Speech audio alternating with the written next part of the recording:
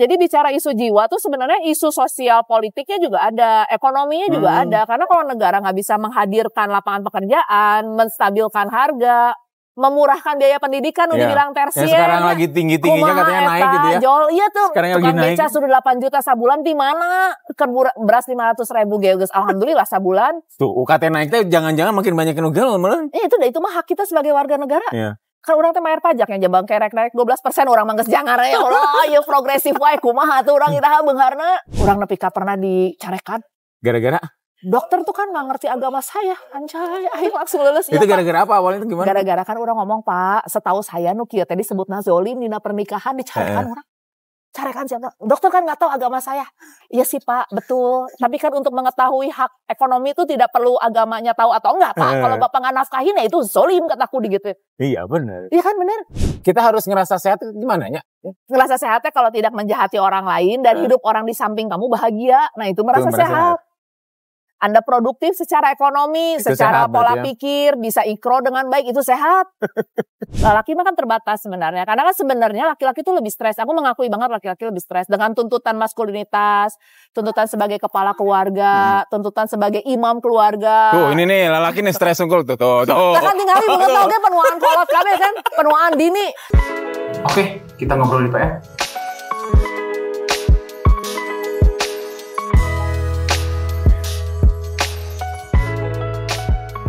Assalamualaikum Sobat PR. Kita di outdoor lagi nih. Hari ini kita bahas hal-hal yang banyak menarik sih, fenomena kalau teman-teman Gen Z itu mental health gitu ya. Nah kita ada tamu, dulu pernah juga di tamu kita, sekarang ke yang kedua. Tapi nanti ada yang akan menarik itu di akhir ya. Ada apa sih yang menarik dengan Dr. Elvin? Apa kabar Dok? Halo Pak Satria, apa kabar?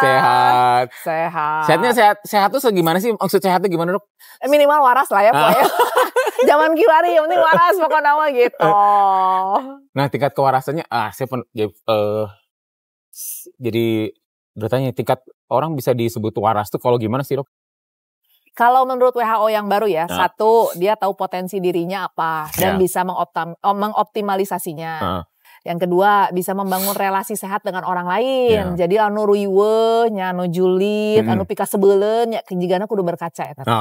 Anu katilu produktif. Jadi dia bisa produktif secara diri sendiri, baik secara ekonomi, terus produktivitas, serta dia bisa berdaya di komunitasnya. Berdaya, jadi dia harus bisa bersosialisasi sama orang. Nah itu challenge buat anak-anak sekarang nih kan cenderung individual ya, jadi apa-apa sorangan, main game sorangan gitu. Tapi kan di main game juga ternyata kan bersosialisasi ya, walaupun tidak secara langsung ya, gimana? Ya, kadang lamun mabar kan gitunya, duduknya sakompian gitunya, gelas tangan hiji deh dong minumna. Terus begitu ngomong-ngomong jeung game deh kan, ambekan sorangan. Batur mah ningali we di ditu gitu. Jadi berkumpul, tapi nggak ada interaksi sosial. Kan interaksi tuh eye to eye. Beda ya, walaupun berkumpul dalam satu ekosistem permainan dengan pertemanan beda aja. Beda, kan kita sebenarnya memerlukan interaksi yang punya human touch ya. Ngobrol eye to eye, terus kita merasa didengarkan. Kalau itu kan kita ngedengerin orang terus. Gitu, jadi itu PR. Jadi harus interaksi ya, kan ada kalau teman-teman zaman sekarang suka self-diagnose gitu ya. Oh saya ekstrovert, saya introvert. Sebenarnya itu teh dibenarkan nggak sih? Saya hanya melihat dari sebuah ciri-ciri di medsos, terus saya merasa diri saya introvert loh. Nah itu teh sebenarnya kan ketika kita melihat yang harus dilakukan tuh konfirmasi ke ahlinya kan gitu. Karena si medsos kan ngeri juga ya kalau dia lagi gitu terus dia ngomong sendiri hello gitu kan, kayak sesuatu tuh harus berobat lagi. Tapi kan kalau misalnya dia menemukan ada gejala seperti itu, konfirmasi dong ke ahlinya. Belum tentu kan, misalnya saya batuk-batuk.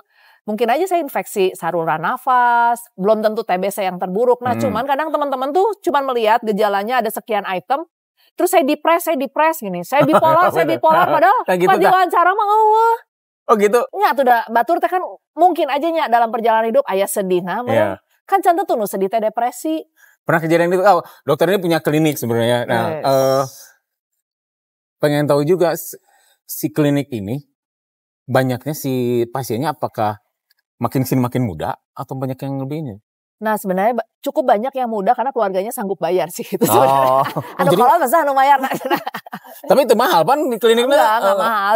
Cuman kan itu memerlukan effort karena bukan BPJS kan gitu. Dan jadi, itu nggak bisa sekali ketemu ya? Nggak bisa. Gitu. Jadi kadang dia kalau gawat darurat atau terlihat aneh atau misalnya membahayakan diri sendiri dan orang lain kan itu indikasi rawat inap. Jadi mereka rawat inap tuh biasanya. Terus makin kesini ya kadang di lingkungan klinik itu mereka sehat karena kan nggak ada paparan. Mereka nggak boleh lihat HP, mereka ketemunya orang yang real. Jadi perbaikannya sangat signifikan. Apalagi kalau anak remaja ya gitu. Yang cukup banyak kasusnya sekarang nih yang adiksi game. Adiksi game. Karena adiksi game tuh ternyata bukan sekedar gamenya aja. Tapi, dia punya perilaku agresif. Gara-gara si gamenya? Iya, gara-gara game dia jadi kasar banget. Orang tuanya ada yang misalnya menjadi stres karena anaknya untuk beli item-item itu dia harus pinjol. Nggak ukur udah pinjolnya, gitu, ya. Ker beras ya mah ker game coba. Mending kalau misalnya menghasilkan si game, nggak ukur gagayaan orang boga item iya cenah. Kan orang teh liurnya naon kebanggaan, tapi buat itu teh kebanggaan. Itu teh mungkin terpicu juga nggak kan sekarang teh banyak gamer-gamer jadi selebritis gitu ya.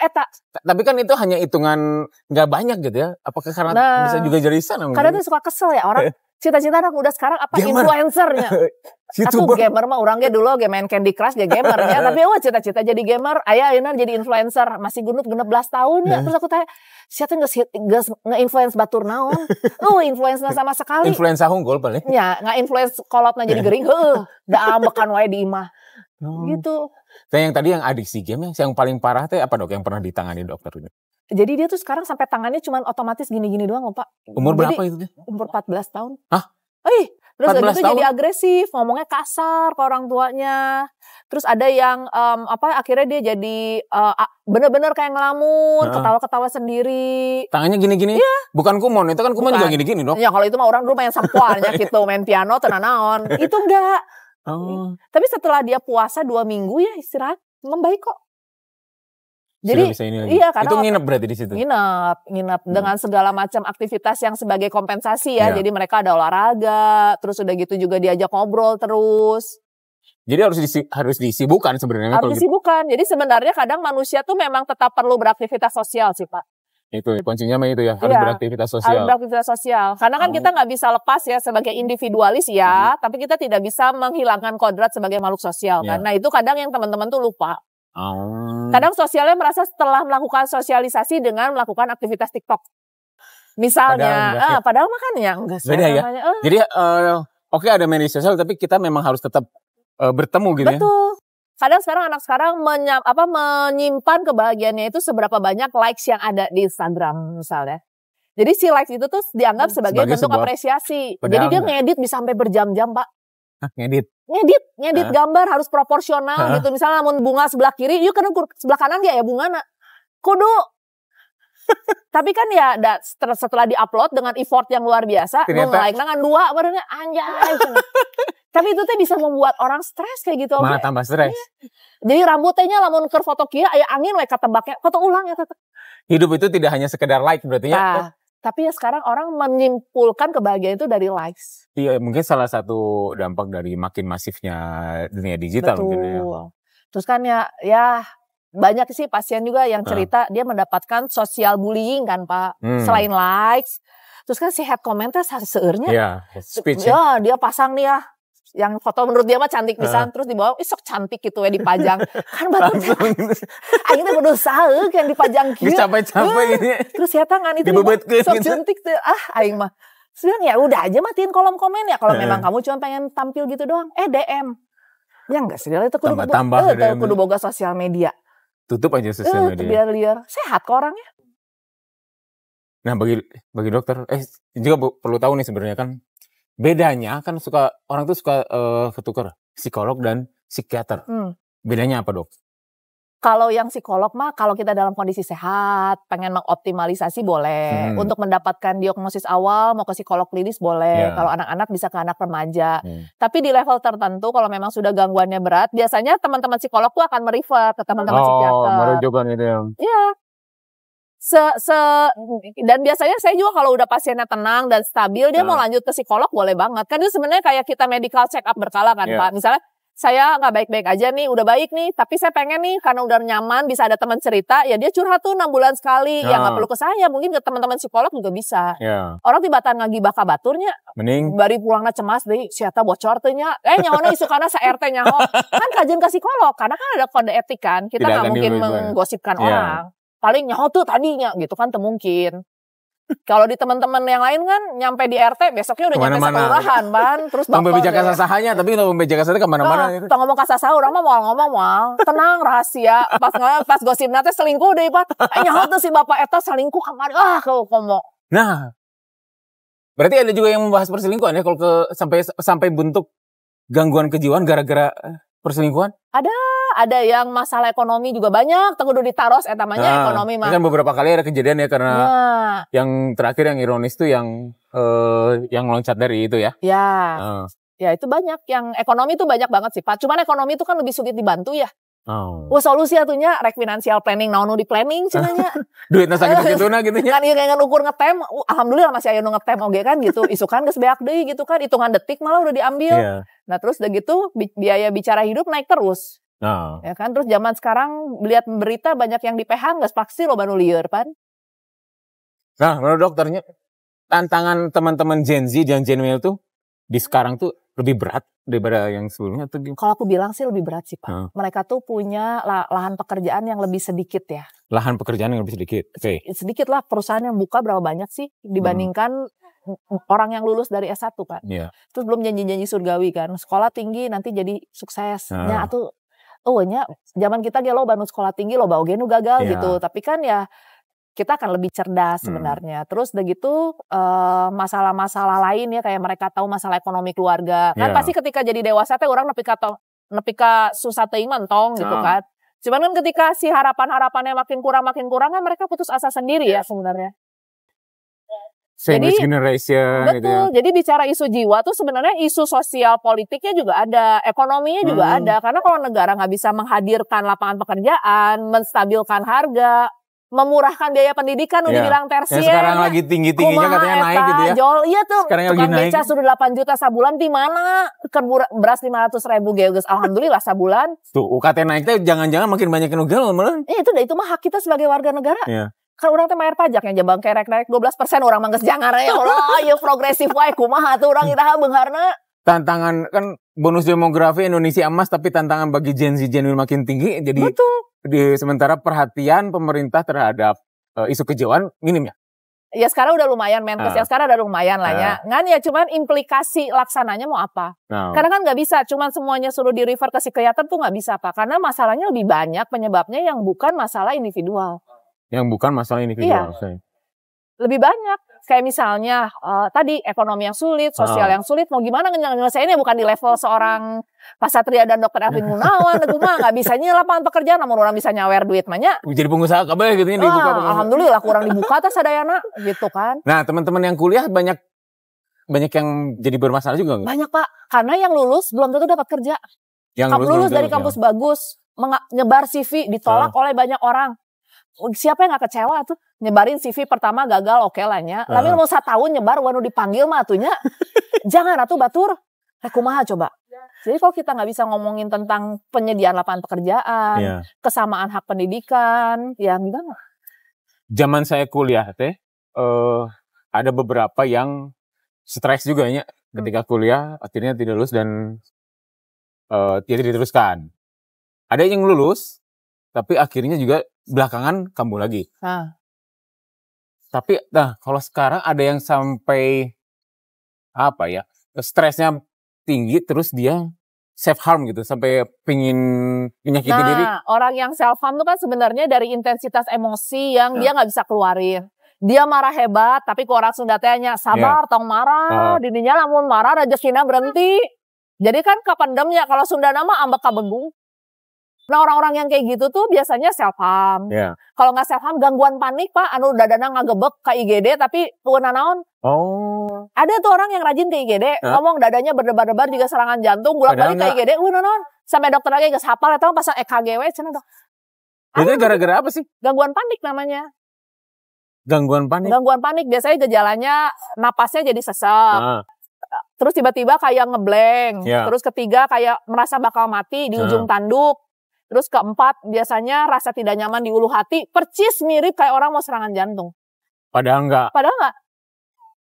Harus gimana kalau gitu teh? Berobat. Kalau nggak bolak-balik terus ke IGD.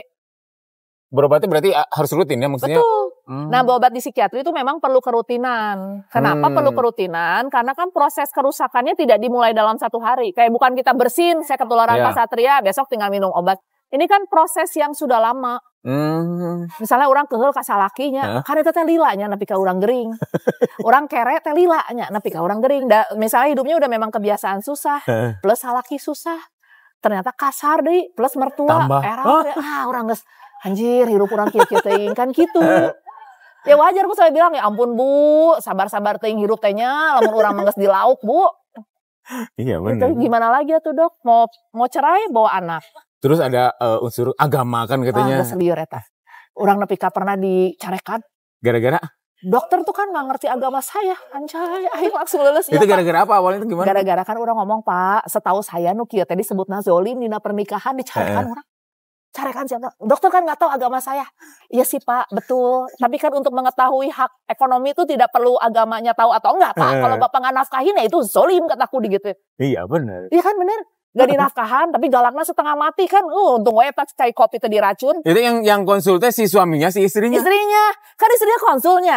Kan ngobrol ya, oh ya mah penyebabnya salakina. Duaan datang berarti. Kurang panggil salakinanya. Pak, iya teh istri dininya teh gering ya.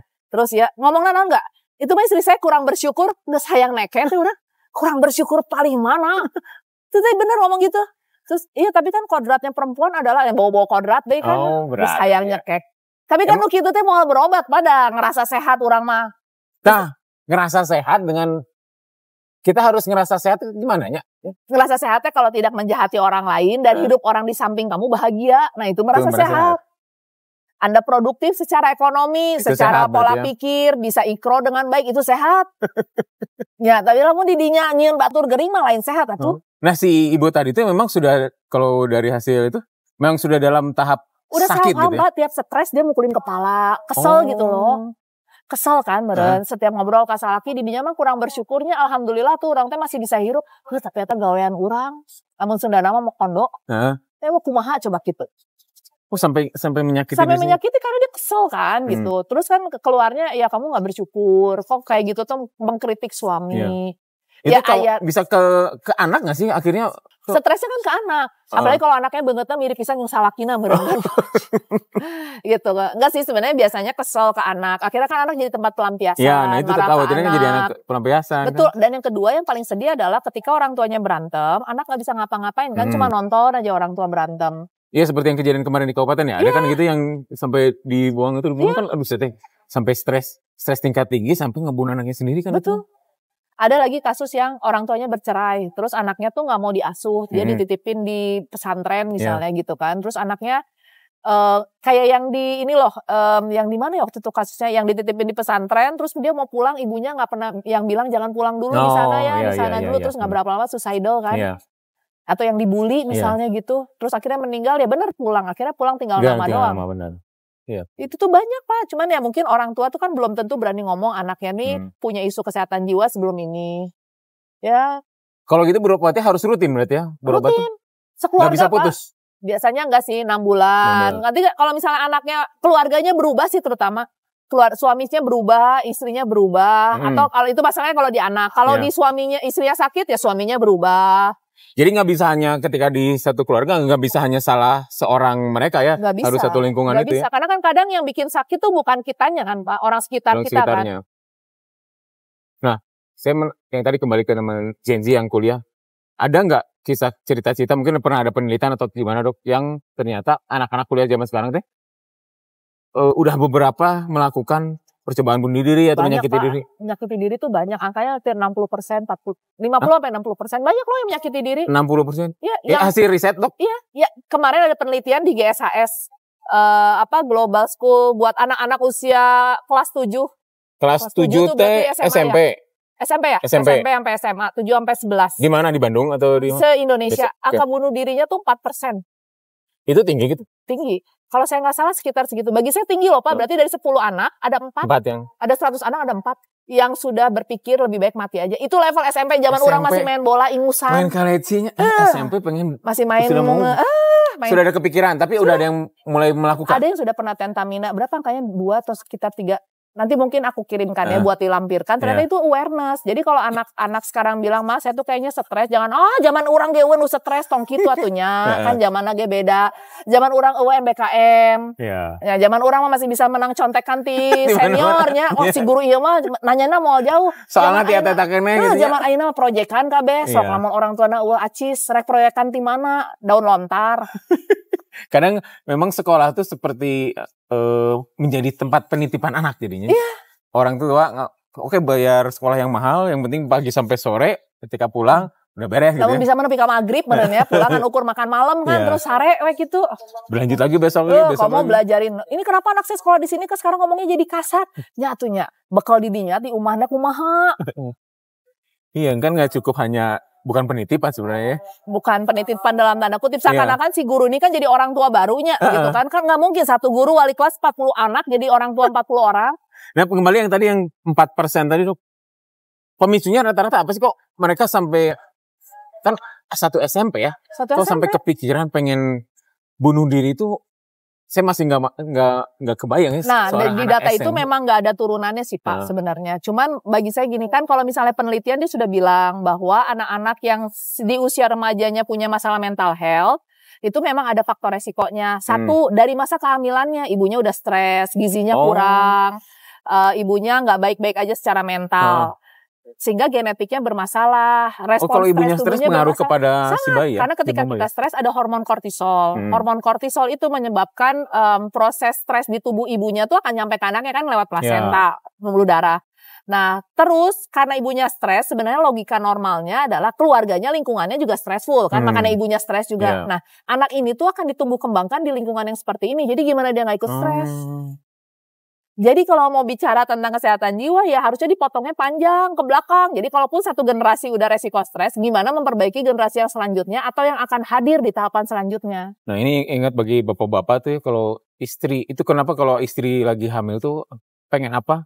Cobalah dipenuhi gitu ya. Jadi karena gitu ratunya merenya. Alhamdulillah. Dengekeun eta. Untung udah gak akan hamil lagi. Tahu gitu sebelum aku hamil Pak. Tapi gak ada yang stres kan? Gak ada, bahagia anak saya. Bahagia banget. Antara denial atau benar. Nah pengaruh yang tren lagi apa sih Dok kalau di anak-anak zaman sekarang gitu ya kan kalau ada mental health kan ada sering istilah-istilah yang muncul mental health terus sekarang perlu work life balance. Udah nggak mungkin itu balance kumahanya. Da work mah pasti akan menuntut hidup atuh. Makin kaya makin banyak pengorbanan. Iya kan? Pengen makin kaya kan berarti harus banyak pengorbanan, harus lebih ambis mungkin dibandingkan yang slow moving. Harus lebih banyak waktu yang dikorbankan dari yang pengen standar gaji normal kan gitu kalau pengen kaya. Gitu. Nanti tuanya sakit jantung lagi. Aing digawe tuana kalakan ngebiayain kesehatan. Tuh gak mati gancang deh gara-gara serangan jantung kan liurnya. Nah, sekarang lagi yang sedang sering muncul itu kan beberapa pemberitaan ya. Bullying akhirnya berujung pada penganiayaan dan ada yang kematian. Dulu memang mungkin udah ada ya bullying, tapi mungkin tidak terekspos. Nah, sekarang tuh kayaknya eskalasinya makin meningkat ya Dok? Sangat-sangat Pak, karena orang mendapatkan pengakuan kadang dari perilaku kekerasan. Tapi yang membuat saya aware adalah apakah memang lingkungan tempat anak-anak tumbuh ini juga sudah penuh dengan kekerasan. Lebih banyak di zaman kita. Jadi akhirnya mereka berani mempertunjukkan kekerasan itu karena mereka normal melihat gitu. Mungkin menurut mereka apa yang dilakukan ke anak-anak itu nggak seberapa dibanding apa yang saya lihat. Nah tapi ternyata dan dia mendapatkan apresiasi mungkin karena temannya takut atau diketawain. Dia merasa itu adalah hal yang hebat. Sementara dia di rumah mungkin bukan siapa-siapa atau dia bahkan jadi korban bullying keluarganya sebelumnya, juga. Di lingkungan keluarga ya. Iya karena dia pelaku misalnya mendapatkan perilaku kekerasan juga atau dalam tanda kutip korban sehingga dia akhirnya ketika bisa menunjukkan keakuan aku tak tinggalin orangnya kuat. Bisa. Gitu. Dan rata-rata gitu ya, di sekolah-sekolah sudah mulai seperti itu. Terus anehnya kan mereka direkam ya. Betul. Dan dengan bangganya melakukan itu. Betul. Karena itu upaya menunjukkan otoritas dia kan, kekuatan dia. Ditambah teman-temannya juga mungkin gak berani membela dirinya, gak berani membela teman-temannya. Karena teorinya kan sebenarnya Kalau misalnya pelaku bullying kan sebenarnya nggak banyak kan Pak. Cuman cheers pomsnya tuh pasti akan lebih banyak. Iya, ya benar, kan yang benar. kesolot lah, yang naon. Nah sementara si orang ini nggak ada yang nemenin dan sekolah juga nggak aware karena menganggap itu kenakalan remaja normal. Zaman orang ge aya, tapi kan beda tingkat kekerasan. Nah kadang ada sekolah yang malah dianggap melindungi kayak gitu Tirut. Betul, karena membawa nama buruk kan tidak bisa mendidik anak-anaknya. Padahal menurut saya mah fair aja ya Bu. Maaf, anak saya anak ibu terbuli di sekolah. Yeah. Nah, memungkinkan nggak Bu kalau dia pindah aja karena mungkin di sini teman-temannya dia tidak bisa atau trauma dia di sini. Kan secara fair ya ngomong kita kan lebih baik daripada anak kita ngomong orang geus digebugan ya. Yeah. Ya wajar kalau ngambek. Menurut dokter itu kondisi sekarang tuh sudah darurat Bu sih? Ya dari dulu juga darurat. Tiap-tiap ganti pelajaran juga darurat Pak. Nah cuman ada juga yang gini sebenarnya. Ada beberapa kasus yang anaknya memang kurang ajar. Kumaha?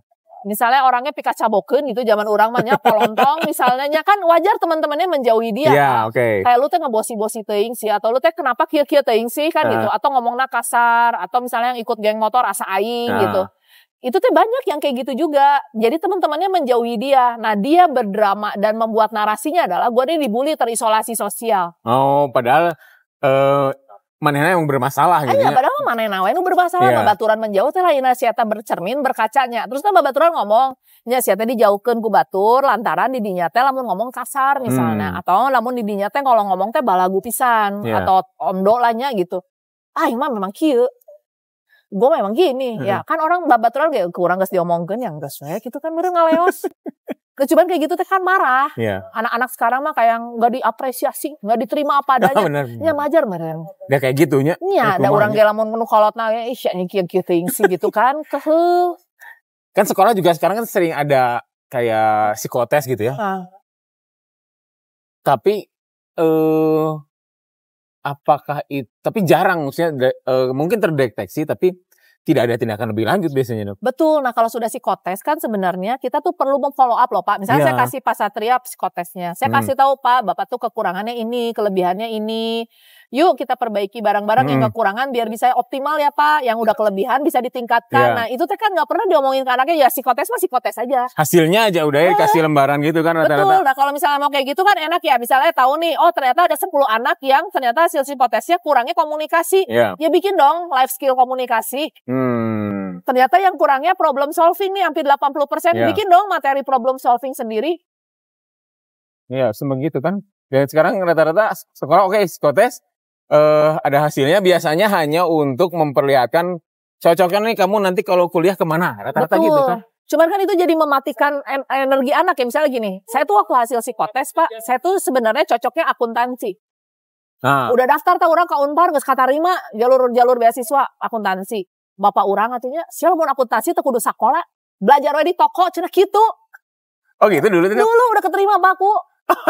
Aku ngomong gitu, kalau belajar akuntansi udah aja belajar di toko cenah. Nah, terus akhirnya memilih jadi dokter teh kumaha kan itu. Lamun teu jadi dokter mau dibiayain sakola cenah. Kitu ngomongna. Kalau kamu mau S1 ngambil kedokteran, cuman itu yang papa enggak bisa ajarin ke kamu. Sombong pisan bapak urang. Jadilah ngambil kedokteran. Ya akhirnya kejalanin juga. Bari empot-empotan juga ada orang mah goreng pisan hafalan. Dan sukses ya. Ada hasil kotesnya ada sebagai dokter enggak waktu itu? Cocok gitu? Malah Pak dibilangna. Cuman yang geus faktor KPP tiba tante ke kuliah. Tapi kini bisa lolos itu. Nah, artinya cuman yang hasil psikotes hasil psikotesnya sebenarnya menjadi rujukan nggak sih Dok? Kalau untuk misalnya karir gitu untuk membantu. Nah setelah itu baru saya ngambil Pak. Oh ternyata saya tuh cocoknya adalah ilmu matematika sosial kalau nggak salah waktu itu. Pokoknya intinya yang logika tapi yang sosial. Makanya ngambil psikiatri. Da urang teh goreng pisan Pak apalana lamun ngambil dokter anak mah meureun nya teu apal teh eta. Matematika sosial. Jadi yang memang segala sesuatu yang sifatnya logis. Waktu itu tuh hasil saya emang paling bagus tuh logis. Jadi ya udah logis yang terukur makanya udah ambilnya ini. Oh jadi kalau memang ada hasil psikotes harus berani juga mencari yang hal baru. Mimpi adalah kunci Pak. Emang mimpinya jadi dokter? Enggak. Cuman kan ngeliat anjir benghar benernya jadi dokter gitu awal nama. Boga toko ge leuwih benghar meureun Dok. Ya kan tapi kan tergerus oleh zaman ada toko kaset dulu mah aku. Kaset pita. Tuh Pak, kan zaman ayeuna mah kaset pita. Enggak ada. Mana ada coba. Di mana gitu dulu? Itu di Banci, kaset pita. Ieu nu kaset nu TDK. BASF dulu mah. Saya 60, saya 80, nu 80 menit. Gitu. Terus kan pindah jadi CD. Terus kan pindah jadi MP3. Iya. Terus kan Assalamualaikum jadi Spotify. Yang enggak kan? Beres toko-toko. Iya benar, habis. Sekelas Aquarius saja. Beres kan, terus aku pindah ke PS, keluargaku bisnis PS, PlayStation. Kan dari PS1, PS2, PS3, PS4, makin mahal. Aku game online kan, nyangges. Itu kan resiko buka toko gitu. Iya, harus mengikuti zaman. Iya kan, ya suatu saat milih zaman sama teknologi udah. Sekarang buka toko nggak, Dok? Sekarang nggak pensiun, orang tuaku pensiun, anak-anak yang ditagawekan deh. Cuma mereka memang sudah membekali diri. Jadi dari dulu memang di hidup irit tong apa. Jadi mereka bilang, jangan pernah berharap adanya uang warisan dari mama papahnya. Aing sieun ya, ku hirup urang ieu bakal susah. Jadi wedi gawe keras. Gitu. Alhamdulillah berhasil ya dokter ini. Alhamdulillah berhasil. Ya minimal nggak merepotin orang tua, nggak merepotin orang lain. Kliniknya ada loh kalau mau datang ya. Wes, kunjungan ya. Sebelahnya ada ini loh, ada event burung kalau ada yang suka main lovebird. Gitu. Di mana sih, Dok, kliniknya? Di Karya Sehat Nusantara di Jalan Gandasari di Desa Ciluncak. Kabupaten Bandung. Ada kalau yang mau main burung lovebird, gitu di situ. Oh, di situ ada tempat ininya. Ada gantangan burungnya ada. Aku di situ belajar bahwa orang itu kalau mau bahagia itu murah meriah, Pak. Naon teh? Ngukut manuk. Baru. Ku burung mah Pak, ku hujan, ku panas ge dilindungan ku badan. Bari burung teh dikieu-kieunya diemple-emple. Aing mah ningalina oge. Tapi burung teh ada yang mahal juga, Dok. Ada yang murah kan, burung kicau. Nah, itu tuh lucu. Mereka tuh kalau ngobrol, aku suka dengerin, oh ternyata orang tuh happy ya ngomong gini doang. Ku ukur kopi segelas. Sampai dari pagi sampai sore. Sampai sore. Bari kececeleketan, keketawaan, ceceleketan, terus udah gitu, kalau kalah juga nggak marah. Yang deswe gitu hirupnya namanya burung. Marah mah itu biasanya si burungnya udah ditawar berapa puluh juta, pas besok mau dibayar, mati. Nah itu, gonok gitu. Kalau burungnya gering nggak setannya, suaranya jadi ceket hilang cenanya, aduh. Nah penting nggak sih menjalankan hobi ya kalau? Penting Pak. Aku sampai nanya, Pak ayah stresnya? Stres mah Sabtu Minggu ya, dia ulin dok cenah. Makan gorengan jeung kopi sagelas nya bari ningali babaturan ngadenge suara burung. Terus kurang mah sarua burung teh sarua we nya, tapi cek sia teh beda. Eta ge bisa jadi bahan cicileukeutna. Nu ele nu menang mah aya nu kieu-kieu terus kan ketawain sama teman-temannya happy gitu. Padahal mungkin secara standar ekonomi jauh dibandingkan teman-teman. Dan mereka happy. Ada yang istrinya nganterin, kebayang apa bapakna make ieu nya tas ieu nya burung saloba-loba istrina nu nganter, kebayang teu. Bobogohan ge mau cewena we urang mah itu bilang ka salakinya urang lamun kieu moal daek ya moal jadi nikah urang mah lamun ditangga bawa burung kieu cek teh. Tapi cuma daek gitu duaan. Biar yang penting suaminya enggak daripada mainin cewek mending main burung gitu ya. Urang katingali tanya dititipkeun kana juri-jurinan itu nya si ayu lamun nya cenah geus.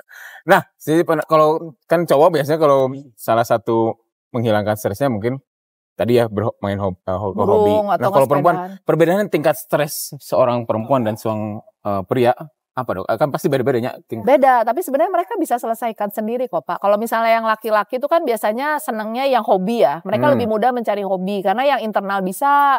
Tiap orang beda-beda. Yang perempuan tuh sebenarnya lebih banyak kalau misalnya kita mau nyelesain stres tuh. Self care kita tuh kan lebih banyak daripada para pria. Self care perempuan mah maskeran ya, luluran, krembatan kan beli Hermas kan, terus ngagulisnya eta dandan kan.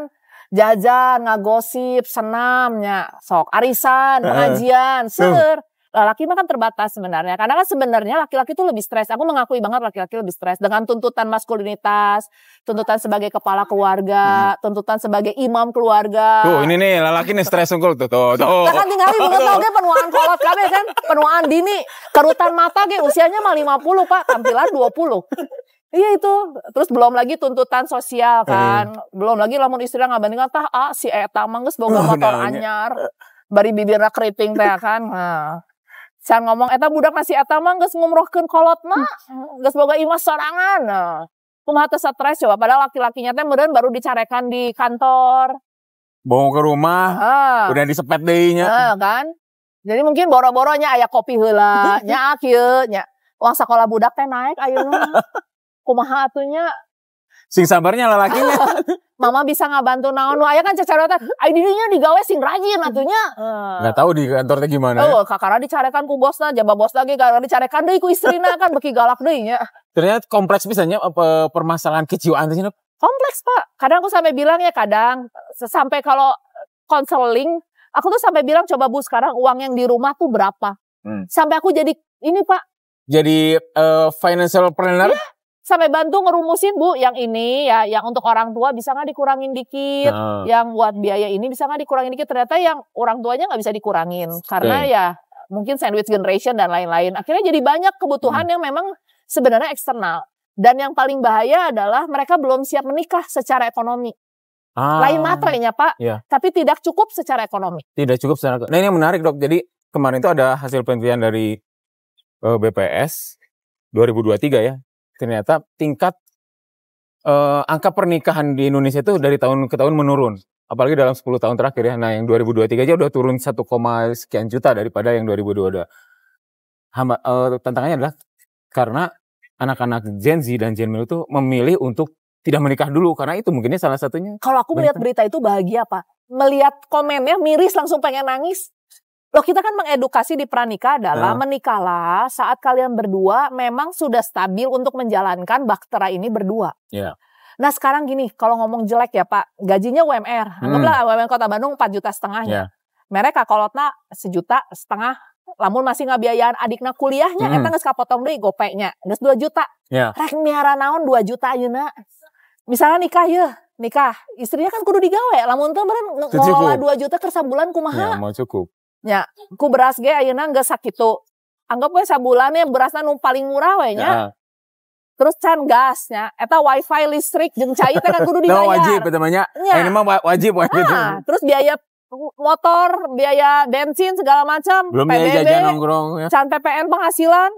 Lamun dia punya anak nenek di parapan naon. Iya makanya sering ada muncul sekarang mah child free gitu ya. Iya. Sampai aku mah kemarin di komen Pak, oh berarti yang miskin gak boleh nikah. Ya atuh berjuang biar jadi lebih rada layak untuk menikah. Lah kalau gak punya penghasilan, pengen nikahin anak orang, ya anak orang kalau dia kerja teh kan mikir. Orang ge digawe sorangan bisa, memang duit sorangan masa kudu nanggung anak batur. Orang tuanya juga pasti mikir ya, mau ngawinin mau menikahi anak saya, bisa gak menghidupinya kan gitu ya. Betul. Mas sampai orang tua saya mau ngomong Pak, kamu kalau nikah gak lebih bahagia daripada bareng papa mama, mending kudu nikah. Oh gitu? Iya.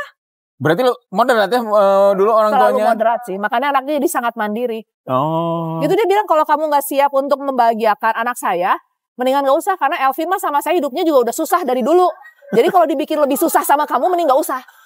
Gitu ngomongnya Pak nyindirnya. Oh ditantang suami teh? Iya suami aku dipanggil sama mama aku, kebayang tuh. Karena orangnya ditanyanya, siang ngomong naon jangan indung orangnya gitunya.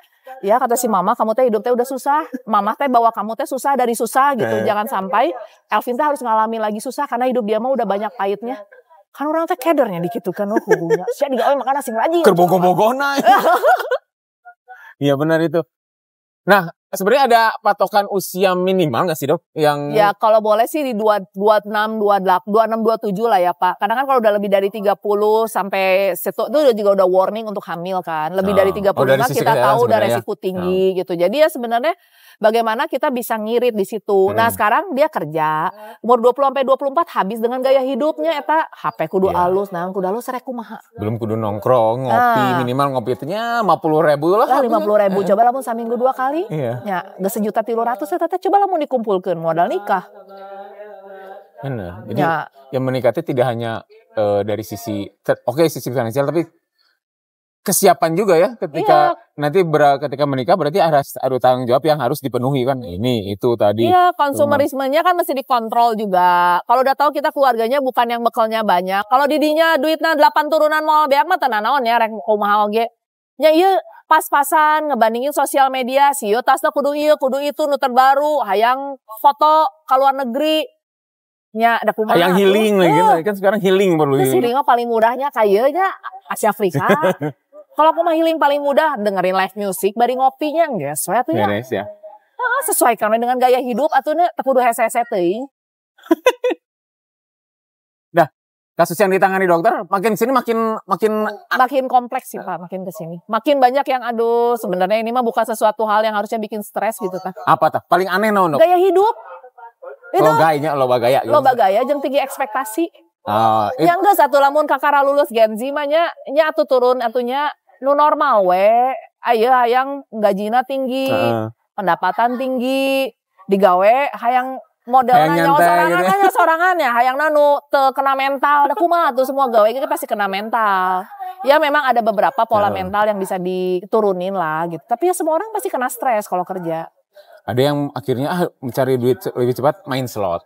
Tapi slot jadi terjebak pinjol. Jadi makin itu banyak loh yang main slot. Dan itu nggak lihat usia lo main slot. Iya dan sekarang mudah diakses dok. Nya modal dengan goban pakai dana ge bisa. Nya goban sekali main pertama kan biasanya menang deh. Anjir gede kieu menangna. Jeprut. Wah kuduna kabayang-bayang kan kaimpenan mimpi oge. Karena biasanya kalau main slotnya kan nah ini kayak ini sok mainnya. Deponya biasanya kecil-kecilan dulu dikasih menang gitu ya. Wah langsung sumringah kan. Wah depo lagi mau WD. WD kenapa WD-nya? Siapa tahu ieu ge ti goban ngalipet jadi 4 juta. Saha nyaho nya jadi 40 juta kan. Tiba-tiba ambles. Sugante gitu. Misal we waktu eta langsung, nah kan sisanya tinggal misal misal we waktu eta ditariknya. Gitu. Dan rata-rata ketika dapat nggak akan ditarik dok biasanya banyak. Iya. Dan yang kedua duitnya nggak berkas sih Pak biasanya. Iya benar. Iya kan menang duit di kursi panas pan beak naon ge gancang. Ada yang konsul gara-gara terjebak pinjol sampai stres. Lo bayar teh. Duit jurik dimakan kuntilanak kurang oge. Jadi sekarang mah cari sesuatu teh ya sesuai dengan keringat lah. Iya. Udah nggak ada Pak yang bahagia dengan cepat. Hasil tidak akan mengelabui usaha. Ya benar. Enggak sih. Enggak semua hasil baik kalau usahanya berat kan. Tapi minimal resikonya minimalnya seperti itulah. Lebih kecil dibandingkan kita main yang high risk high gain. High risk high gain. Mungkin ada pesan-pesan dok kepada Sobat PR. Sekalian nih dok, teman-teman Sobat PR. Yes. Dokter ini nanti punya rubrik khusus di kontennya di YouTube-nya Pikiran Rakyat. Apa namanya dok? Apa ya Pak? Rubik ya? Ya, rubik ruang bicara kita. Biar bisa cerita ya. Siap dok, gimana dok? Biar bisa cerita secara aman, biar bisa ngobrol. Nanti kalau teman-teman ada yang mau bertanya, mau ngirim video boleh kali boleh, ngirim video pendek, nanti mau bertanya apa, atau memang takut identitasnya diketahui, nggak apa-apa, bisa dalam bentuk tulisan kita rahasiakan. Kalau yang mau memang pingin buka-bukaan, boleh juga kirim ke YouTube kami, ke email kami, nanti kita bahas ngagelis heula nya bisi PD-nya. Ya, betul. Nah, mungkin ada yang disampaikan tuh, Dok. Intinya sih kesehatan jiwa tuh tanggung jawab setiap orang. Dan moga-moga dengan adanya acara di Pikiran Rakyat ataupun topik-topik seperti ini membuat kita lebih terbuka bahwa nggak semua proses hidup itu kayak fairy tale ya. Kadang kan orang berharap orang teh nggak susah, siapa tahu ku ngadoa namanya. Prince Charming. Tiba-tiba ada yang sepatu ketinggalan mah gitunya, atau naik kuda putih gitunya. Ya enggak, hidup mah semua berproses, semua juga berjuang. Dan bijaksanalah untuk mengumbar masalah, bijaksanalah untuk mengumbar sesuatu yang memang harusnya mungkin nggak perlu semua orang tahu. Karena komen orang yang diharapkan belum tentu hadir kan. Hayang nama disupport, tiba-tiba kalau kau dijulitan kan gitu. Yang paling penting adalah bahagia buat diri sendiri sih. Bahagia buat diri itu yang paling penting. Paling penting, karena kalau kitanya nggak bahagia, orang mau ngasih sebanyak apapun nggak akan cukup. Nggak perlu diapresiasi di medsos ya, di like deh nggak penting ya. Sieun kalakannya jadi nyaho kan, orang jadi nyaho ya di mana? Jika nu selebgram nu ketembak kamari kan. Coba kalau dia nggak lagi live mah mau nyaho ya di situ. Betul. Oke, kita nanti teman-teman Sobat PR tunggu channel khusus kita untuk Dr. Elvin ya di Rubik. Ayo kirim kebutuhan kalian apa yang mau ditanyakan ke YouTube kami. Terima kasih dok. Dadah. Thank you. Oke, kita ngobrol di PR.